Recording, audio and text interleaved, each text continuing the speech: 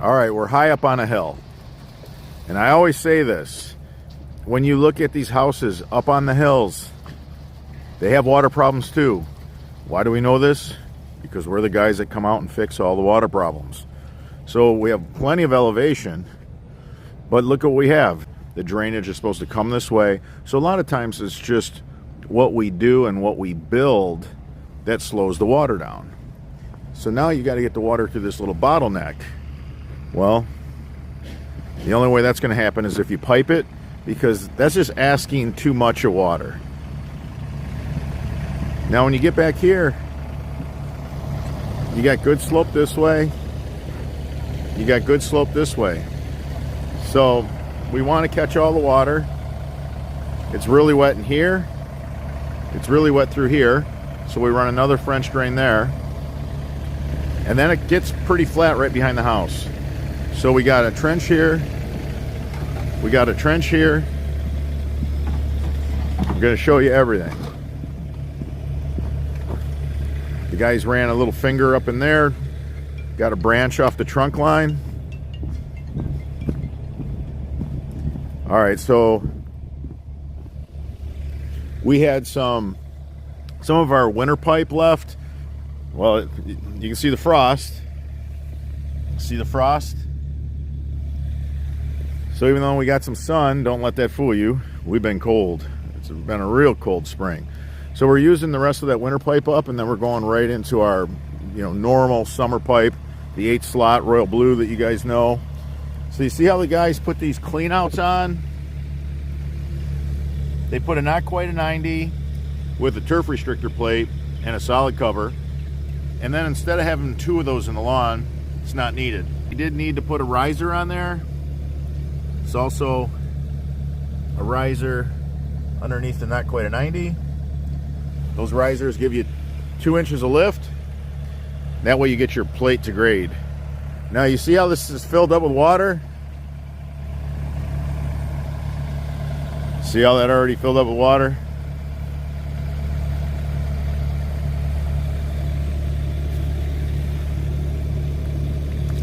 We got groundwater in there already.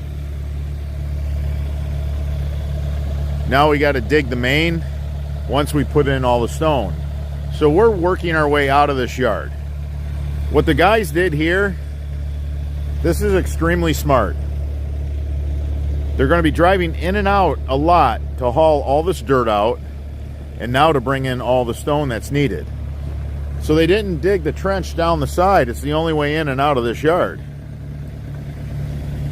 Now right here we have our extra heavy duty. That's our extreme duty T. This little branch coming off this main, this is nothing. So we don't need a Y. In French drains, we do use a lot of T's and cross T's. So we have a main here, a main here, a main here. What we like about this, if the homeowner calls us and says, hey, I still got some soft spots, and they're up in here, or maybe they're in here, it's super easy just to run a branch to a main trunk line. Over here, the guys have trees they're dealing with. So they put copper on the piping. You can see we got the not quite a 90s. This is going to tighten this yard right up. The copper on both of those pipes, trying to do all that we can, because we know these maple and oak trees are fairly close, and we know if roots are in the area, because when we dig the trench, the guys are chopping and breaking through the roots.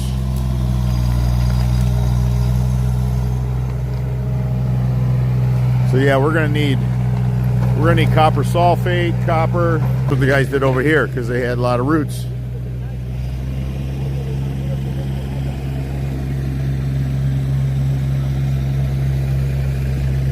So we got slope this way, so you can't get water. You can't get water to drain through grass unless you have, 5% slope or greater.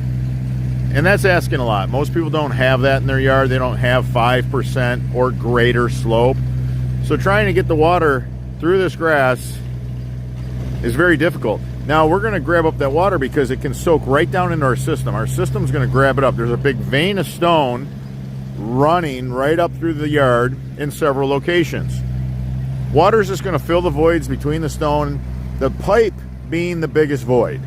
The water's going to rush into that void inside the pipe. Now, with this slope that we have on this trench, the water's going to move very efficiently. We're going to dry up this yard quickly. You can see how much water we have in that trench. You can see the water that we have in this trench. So the guys will keep that dammed off, so they're not working in mud. You know, they'll just start digging the main and they'll leave a land gap. You want to do that. You want to have just a land gap between those branches that are filling up with water and your discharge line. Now, once your discharge line is in, now you're ready to tap into this. That's when you do that, so that you're not working in the mud. This is how you work smarter and not harder, right here. So here's a house up on the hill, and it has a water problem. And again, we see this all the time. So when you see your neighbor high up on the hill, know this: he's got water problems too. You can see how this just drops off that way. This has pretty good drop.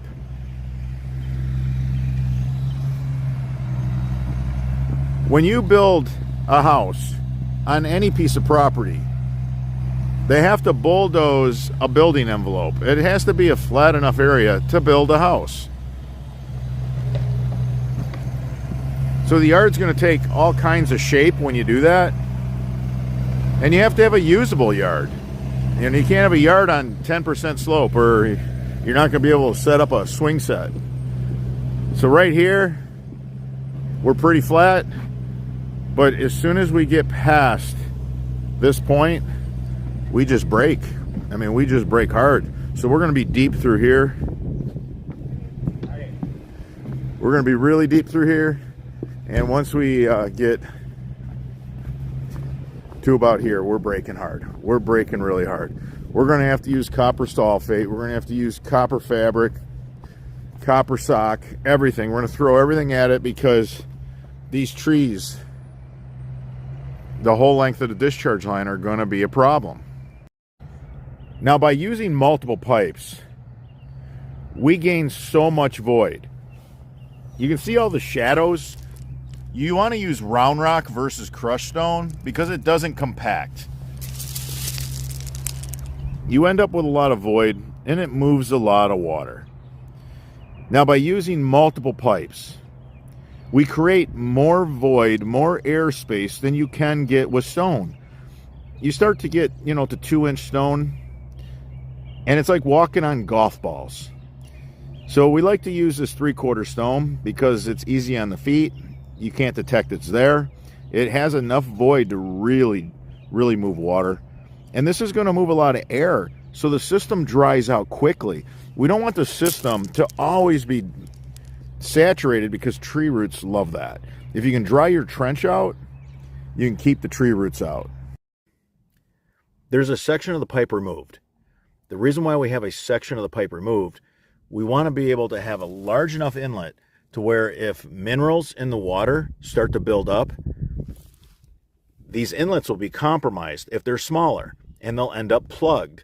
We have basement waterproofers telling us that a customer that needed to be cleaned out and jetted every 2 months now can go 4 months because it takes so long for these inlets to become compromised. Now, when you add a second pipe and you run 2 of these pipes side by side, think about that. Each pipe could have these inlets 50% restricted, and you would still be flowing water like you had a single perfectly good pipe. When a contractor digs a trench wide enough to fit 2 corrugated pipes, you end up with a better French drain system. The bigger the French drain trench, the faster it's going to dry your yard out, and the longer it's going to last. Now, the systems that I see that fail are the systems where they put 1 pipe in the trench, They don't go too deep. They run it extremely shallow because they're trying to reduce the amount of labor, and they're trying to reduce the amount of haul out, and they're trying to reduce the amount of stone. Basically, they're not giving you your money's worth. The contractors that are putting in 2 pipes, not only are they giving you the insurance that if some of these inlets get clogged or plugged or compromised, you're still going to flow as much water as you would through a perfectly good, brand new perforated pipe. Not only is it going to give you that insurance, but you also have a wide enough trench to circulate more air. Having 2 pipes, moving more air dries out the yard quicker, and you want to keep the trench dry so you're not growing soil bacteria borne gels and different things that'll clog your pipe. There's many reasons why we run 2 pipes in a trench. These are just some of them. If you enjoyed this video, give us a thumbs up. It supports the channel. If you have any questions regarding this installation, leave them in the comment section. I'm your host, Robert Sherwood, and until the next video.